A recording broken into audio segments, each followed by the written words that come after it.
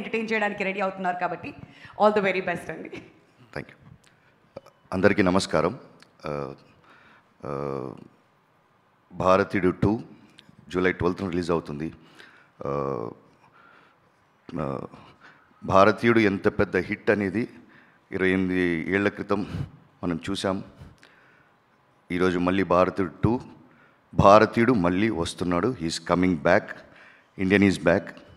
Sir, Shankar sir, thank you so much for giving this opportunity. Thank you so much. And Kamal sir,